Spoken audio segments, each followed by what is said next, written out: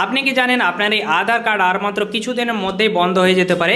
এর জন্য আপনার আধার কার্ডের সাথে আপনার ডকুমেন্ট আপলোড করতে হবে, আর এই কাজটি আপনার হাতে থাকা মোবাইল দিয়েই করে নিতে পারবেন। এর জন্য প্রথমে আপনার মোবাইলের মধ্যে ক্রোম ব্রাউজারটিকে ওপেন করে সার্চ করতে হবে মাই আধার। তারপরে আপনার সামনে এরকম একটা লিঙ্ক চলে আসবে, তো লিঙ্কটার উপরে ক্লিক করলে আধারের অফিসিয়াল ওয়েবসাইটটা ওপেন হয়ে যাবে। তারপর আপনারা একটু নিচের দিকে চলে আসলেই একটা অপশান দেখতে পেয়ে যাবেন আধার সার্ভিস নামে। তো আপনাদের এই আধার সার্ভিস অপশানটির উপরে ক্লিক করতে হবে।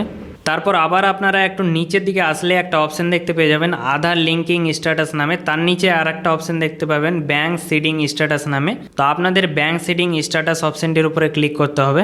তারপর লগইন অপশানে ক্লিক করলে আপনাদের সামনে এরকম একটা নতুন পেজ ওপেন হয়ে যাবে। তো এখানে আপনার আধার নাম্বার আর ক্যাপচাটা ফিল করে লগইন উইথ ওটিপি অপশানটির উপরে ক্লিক করতে হবে। তারপরে রেজিস্টার আধার কার্ডের মোবাইল নাম্বারে একটি ওটিপি যাবে, তো ওটিপিটাকে এখানে এন্টার করে লগইন অপশানে আপনাদের ক্লিক করতে হবে। তারপরে আপনার আধার কার্ডের আইডিটা এখানে লগইন হয়ে যাবে। এরপর আপনারা একটু নিচের দিকে আসলে একটা অপশান দেখতে পেয়ে যাবেন ডকুমেন্ট আপডেট নামে। তো আপনাদের এই অপশানটির উপরে ক্লিক করতে হবে।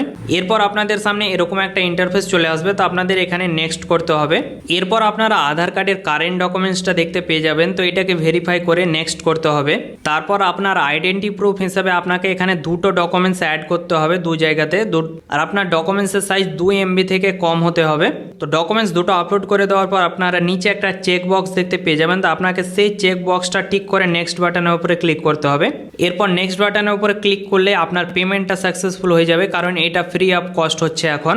এরপর কিছুক্ষণের মধ্যে আপনার আধার কার্ডের সাথে ডকুমেন্ট ভেরিফাই হয়ে যাবে।